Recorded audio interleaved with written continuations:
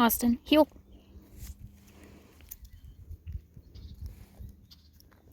Heel. Heel.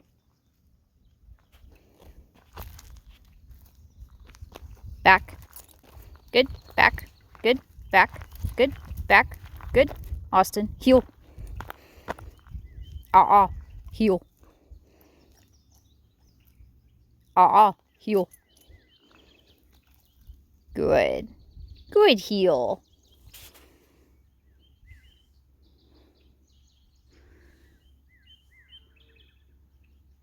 Good boy, Austin. Good.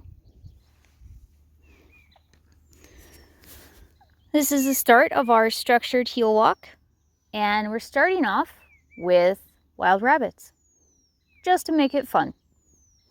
Austin, heel. Good.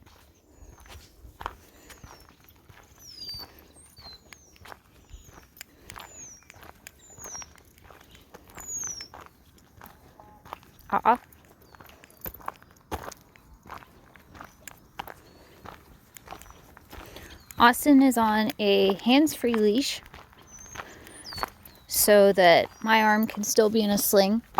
Heel. Because it's still feeling nervy after my hand sprain. And the best way for me to not use my arm is to put it in a sling. So he'll stay like this as we go down our driveway and walk on the blacktop, and then we'll switch to an off-leash heel training walk for the road where it's safe to do that. Starting out this way starts to get Austin's brain working. Holds him accountable for being in heel, but makes it easier for me to keep him in heel because I'm not actively holding the leash. It's clipped to my belt. This took Austin probably about 6 months to learn how to do because he had to learn my mobility heel first, which is a very complicated heel. It involves the dog's shoulders being like this, right up next to my leg, the dog being close to my leg, moving the same speed I'm going, slowing down, when I slow down, or walking faster when I walk faster. And then once the dog learns heel, we start working on hands-free heel, which helps us build up to off-leash heel. All of that, though, takes close to a year because it's such a precise, specific place for the dog to be. So I'll talk more about heel once he's free range. Starting out the walk with a rabbit right there screwed his brains a little bit. He wanted to go backwards though, so we went backwards.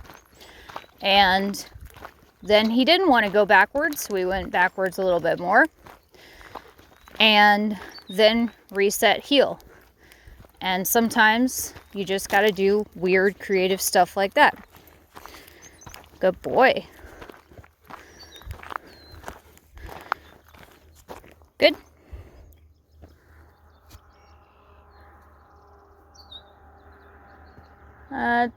Guy's going pretty fast. I don't think we can, well, we're walking this way. Heel.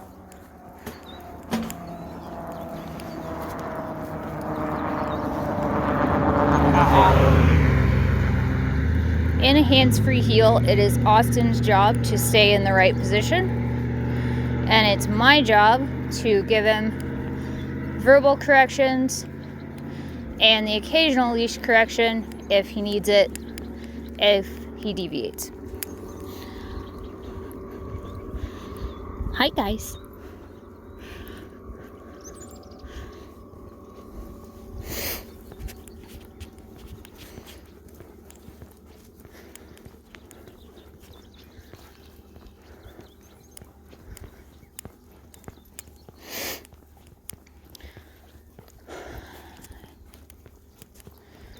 If you've been in the dog world for even a little bit of time, You have probably figured out by now that all trainers have a different definition of what heel means, which is confusing and at times annoying.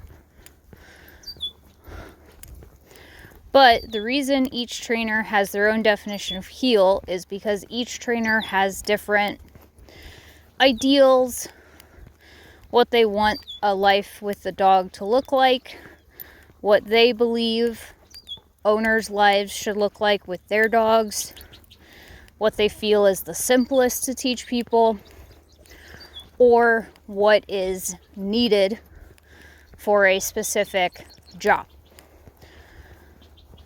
So I teach a very specific heel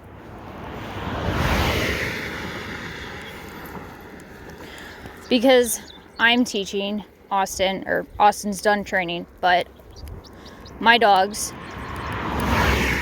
use heel for work and my clients teach it to their dogs. Good. Heel. Because they're using it for work as well.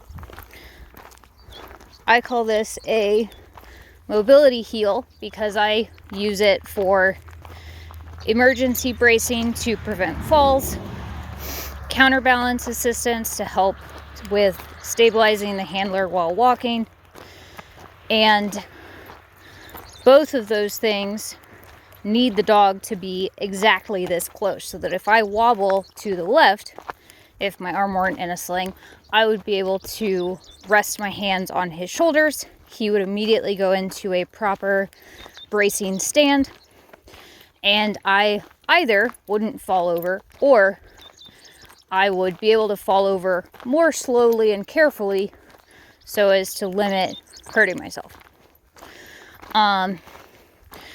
When I teach pet dog clients and clients who don't need counterbalance or don't need bracing assistance, I teach a little bit of a looser, less rigid heel.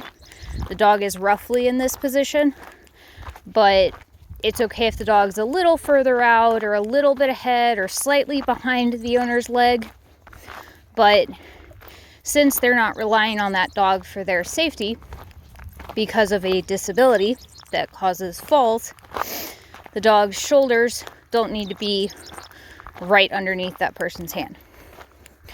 Just there, I don't know if you guys caught that, but my foot slid on the rocks and he flicked his head to the right towards me.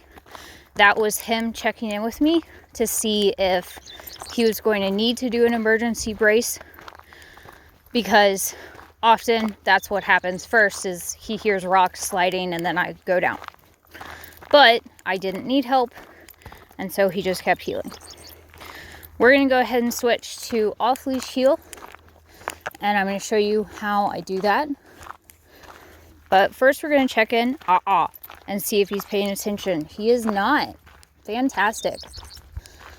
So I don't recommend doing off-leash heel where there's a lot of road traffic or a lot of other dogs, unless you're 100% confident in your dog's heel or there's just not a ton of people around. But even still, I always recommend that you carry a leash with you so you can put your dog back on leash if you do encounter other people, other dogs, wildlife, road traffic, or if your dog's being a jerk and blowing through commands. I usually give a dog 2 to 3 chances, and then they go back on leash and they're on leash for a little bit and they get a lot of training for about 5 minutes, and then I take the leash off and give them another chance. So if I stop, Austin is supposed to sit. So let's see if he's paying attention.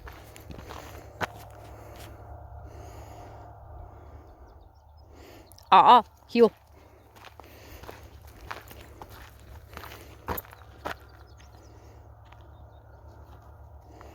Yes, good job, Austin. He's only supposed to remain standing if he feels me holding onto his harness. Other times he's supposed to sit. Austin is off leash now. The leash is clipped back to my belt, but I'm not going to immediately let him free. Sometimes I might immediately let him go. Other times I keep him in heel for a bit to maintain his focus, and then I let him go. It just depends on what I'm feeling. This is our first walk of the day, despite it being the end of the day. And we've had some training sessions, but haven't done a whole lot of heel today. And that rabbit kind of gave me a sense of where his brain's at. Austin, focus. Good. Heel. Left foot forward is his cue to keep heeling. Right foot forward means don't move anywhere if he's on the left side. If he's on the right side, right foot forward means move with me. And left foot forward means stay where you are. Yes, this is super complicated. The reason it's super complicated is because he's, one, a service dog, and two, he's my service dog. He knows about 60 different commands, and all of his commands were taught so that I can communicate with him with words, nonverbal cues, hand signals, and sound cues like a whistle or the vibration feeling on the e-collar. Basically, there's a bunch of different ways to communicate with this dog. And the him being my dog part of it is that because he's a CRPS service dog, I need to be able to give him a command for basically anything I would possibly need him to do. And do it in a very responsive, gentle way to try and minimize flares for myself. And the rest of the commands are for tasks that he does to change limit how my disability impacts me. So right now I'm not looking at him at all, but I know he's in heel because I can occasionally feel his harness against my leg, and just, I've had him for 4 years. I have a sense of it. Because right now I'm looking up at the sky because it is beautiful. I love walking at sunset.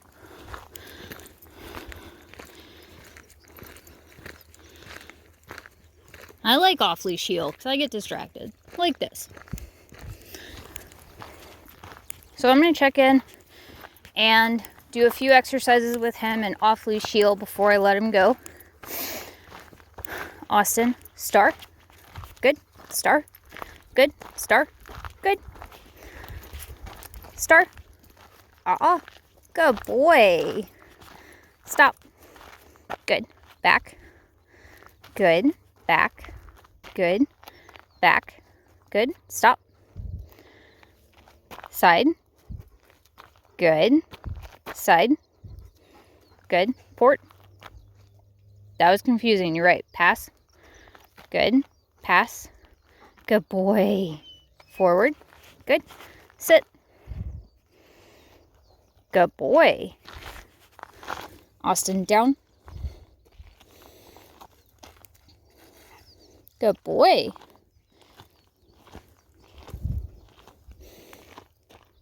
Front. Oh, goodness. Good job. Sit.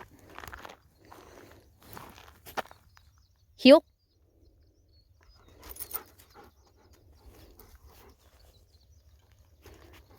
Yes, good heel. Good boy. Focus. Good. Release.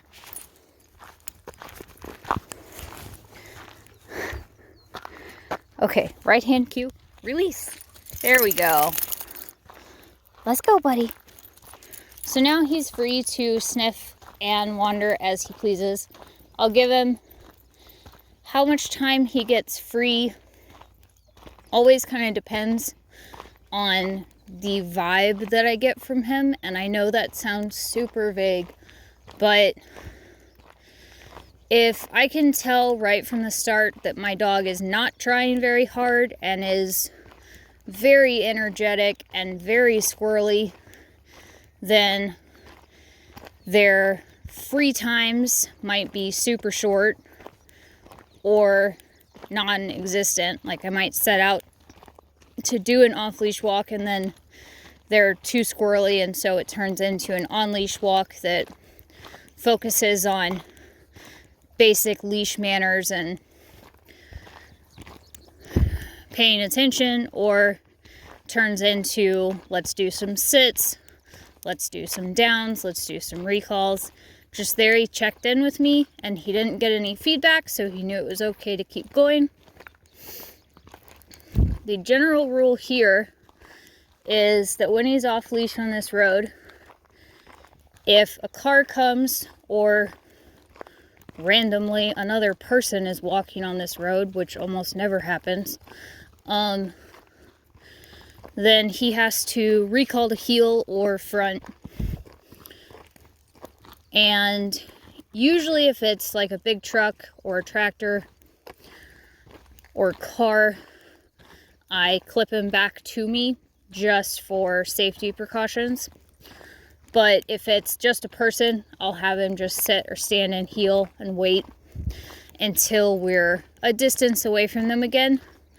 Not because I'm worried about what he's going to do, but because I want to make sure they feel safe. A lot of people don't trust off-leash dogs. And while he is basically harmless, except for his size and open mouth full of needle teeth that he likes to rub up against your hand looking for food, he's mostly harmless, but they don't know that. So I try to respect that. Luckily, we do not encounter people walking their dogs on this road, though. I seem to be mainly the only weirdo walking their dog out here. It's actually kind of funny. When I first started walking my dog on this road 10 years ago, people used to stop me and ask me if I needed help and was lost and needed a ride somewhere because they'd never seen it happen before out here. And then people started waving because they recognized me as that girl with the dog. Let's go. Good boy. Austin did not get off-leash walk privileges for a very long time. First, he had to learn rules of this road, which are you stay on the gravel.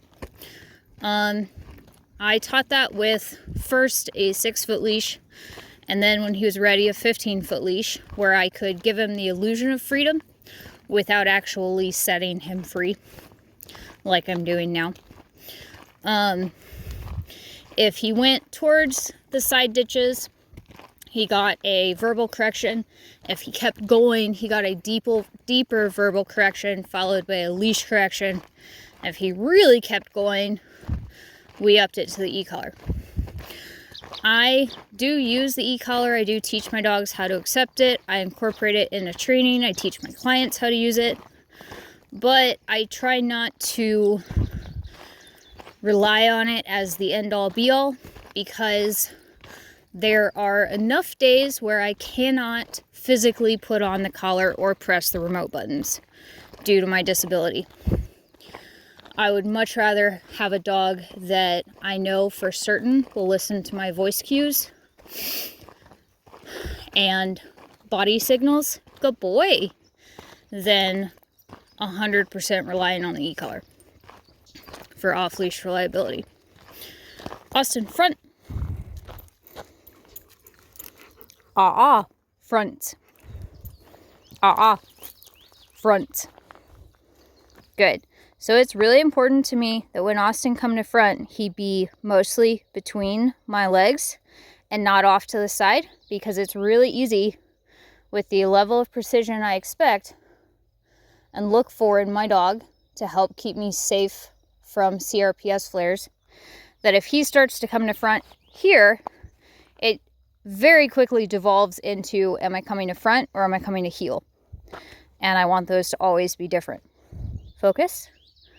Good. Back. Good. Back. Good. Back. Good boy. Austin, forward. Stop. Good. Austin, forward. Stop. Good.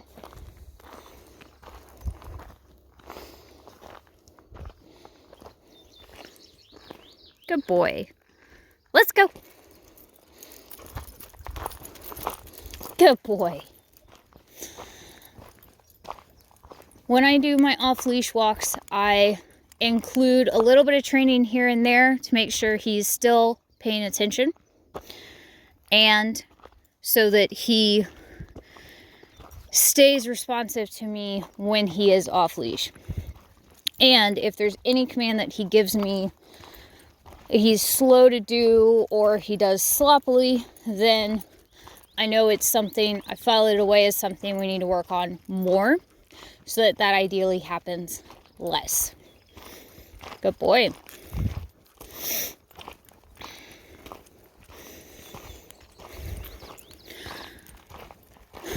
When I teach people off-leash reliability, it actually starts with recall, so making sure the dog can come really, really well around all sorts of distractions, even the distraction of having treats or toys thrown past them while they're being called to front. And at the very end of teaching recall, it's an off-leash recall. For country dogs like Austin, his distance, his maximum distance for learning recall is 50 to 75 feet. If he's further than 75 feet away from me, he's getting corrections and being recalled. And if he keeps going, he gets the e-collar as a punisher to discourage him from getting further than 75 feet away from me. I measure that roughly by how small he looks. I want him to stay close to me so that he's able to come back and assist me at a moment's notice, and also just for safety purposes. He is not a hunting dog. He does not need to be 100 feet away from me. And as you can see right now, he's off leash and he's choosing to be within about 15 to 20 feet of us. And I trained that by keeping him on leash for a very long time and building up to fun stuff like this. He gets to smell, he gets to wander, he sort of gets to smell the outskirts. He's not allowed to chase anything. He can look at the fields, look and see if there are any deer out, but he cannot run off. He still has to be responsive to us. Yes, good boy. That's him checking in again. That's another skill I taught him.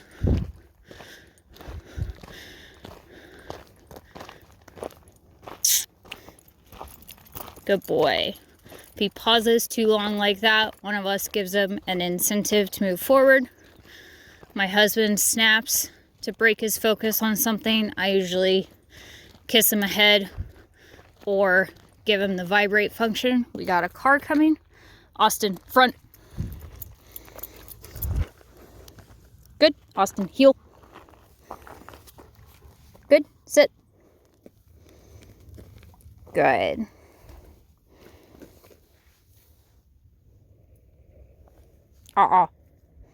He is not allowed to turn his head when he's in heel because he can knock me off balance really easily when he does that.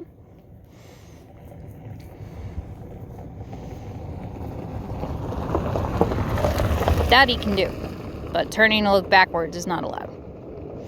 So I did something a little weird there. I wasn't 100% sure he'd do a heel recall, so I did a front recall and then a heel recall. And for some weird reason, I turned back down the other side of the road, which I don't quite understand that rationale. But it's the end of the day. Austin, release. Good. Let's go. Let's keep walking. Good job, buddy. Excellent demonstration, kid. Thank you so much for that. Austin first learned off-leash heel in our yard.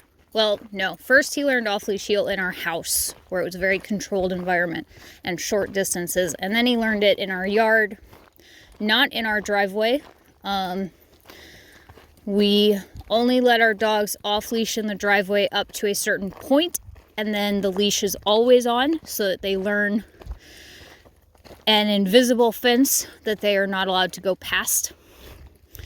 And then he learned hands-free heel.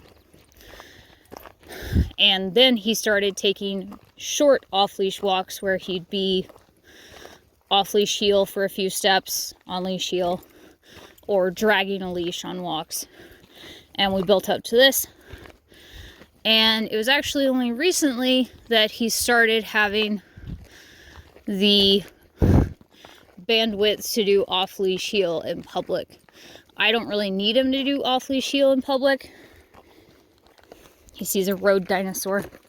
It is something different in his surroundings, and so he is curious. I don't really need him to do off-leash heel in public, so largely he doesn't, but last week I got tired of him being on the right side, and he got tired of him being on the right side. Austin, heel. Yes. Good boy. Heel. And so I switched him to off-leash heel, and he did fantastic. That was actually pretty cool to see. We are starting to get closer to sunset, so if it does get darker, he'll go back on leash just from a safety standpoint. Not that I don't trust him in the dark. We do. But it's typically safer to have him on leash in actual dark. Heel. So I deepened my voice there because it was the second time I needed to remind him to be in heel. Stop. Good. Back. Good. Heel. Good heel. Heel. Stop. Good. Heel. Stop. Good. Heel. Because I often say stop when I'm about to fall down, it's incredibly important that when I say stop, he is in the exact right position for my hand to grab onto his shoulders. He can't be too far ahead, he can't be too far behind. So that's something we practice a lot when we practice off-leash heel. The reason I take structured walks like this is to keep his brain sharp, to keep my brain sharp, and to give him mental stimulation.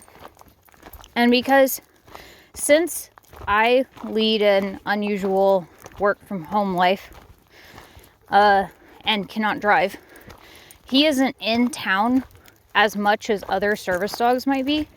And so a lot of the skills, a lot of the skills that he uses in public, I have to keep practicing and maintaining at home so that when we go to public once a week or once every other week, those skills are ready there for me to tap into. If I don't practice them, they get rusty and they're not there. I felt this the most. So my first service dog was too small to do a whole bunch of consistent counterbalance. And Austin is big enough that I use his counterbalance harness a lot in public. So Austin spends most of his time in public walking and standing, not doing a whole lot of sit and down. And this is also because my condition has progressed, and so there's more times when I have full body trimmers or leg trimmers than not, especially by the end of the day. And Austin, stop. Good. Heel. Stop. Good. Back. Good. Back. Good. Heel. Good boy. Sit. Good. Down. Down. Good. Austin, sit. Good. Austin, down.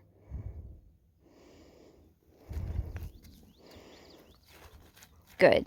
Stand. Yes. Focus. Good boy. Austin, release. So, with Austin, I spend a lot more time standing than needing him to stand than with Robbie. Robbie could take a lot more cat naps. Leave it. In a sit or a down than Austin does. But there's one day I needed Austin to sit or down in a store, and he didn't do it. And it took me a few minutes to realize the reason he didn't do it was because I had mostly stopped asking him to sit and lay down in random store aisles once he completed primary service dog training. And so now I have to actually make an effort to remember to ask him to sit or down when I don't explicitly need him to stand, so that that skill stays in there. And eventually you also teach service dogs so much crap that other stuff just falls out inevitably. And you have to put it back in, which is fine. Because once they retire, they're borderline obnoxious and upset that you took their job away. And so you can let stuff fall out and get down to just the basic commands that you need to manage them. And then you can teach them fun commands. And there's more room. Good boy. Let's go. Good job. Not everybody's retired service dog will be obnoxious, but having one that's part Malinois certainly was. Let's go. Good boy.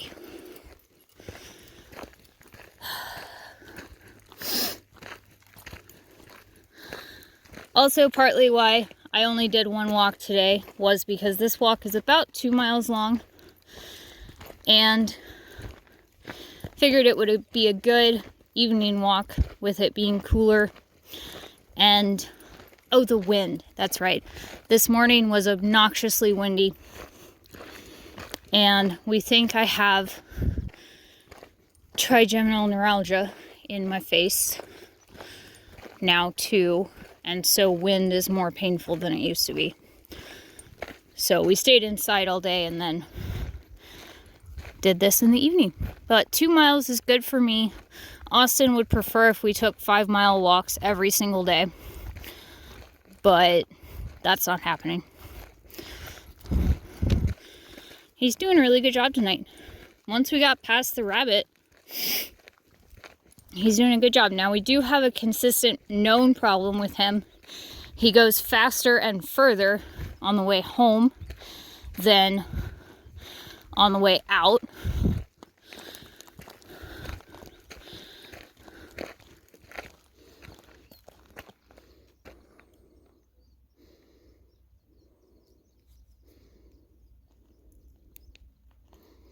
Yes, good boy. He is supposed to immediately stop and look at me if I stop moving to check in to see if I need help. Since he did not, I waited a little bit. He had a really good smell. Pretty sure he also knew nothing was wrong. So I tapped him quickly with the vibrate feature on his e-collar. Yes, good boy, Austin. Front.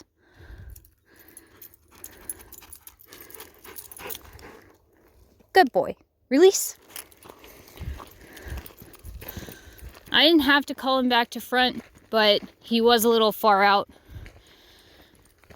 If he's too far out, I do usually call him back to front, or if we're in a pasture, I call him back to heel, and usually let him stand. Once he comes to heel, I say stand, so he knows he doesn't have to sit on the tall field grass.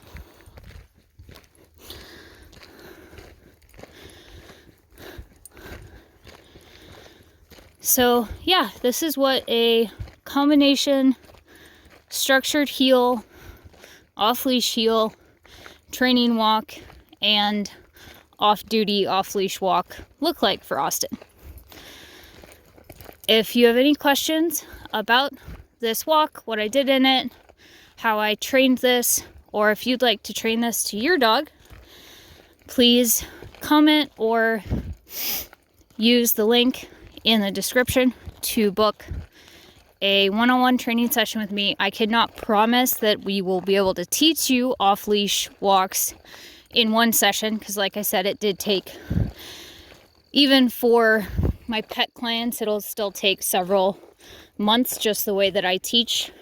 I want to make sure that you and your dog are 100% rock solid with each other in how you communicate and understanding safety protocols before you start doing something like this. Thank you for listening and watching Austin and his beautiful fluffy tail. And I hope you enjoyed the sunset with me. Good boy, Austin.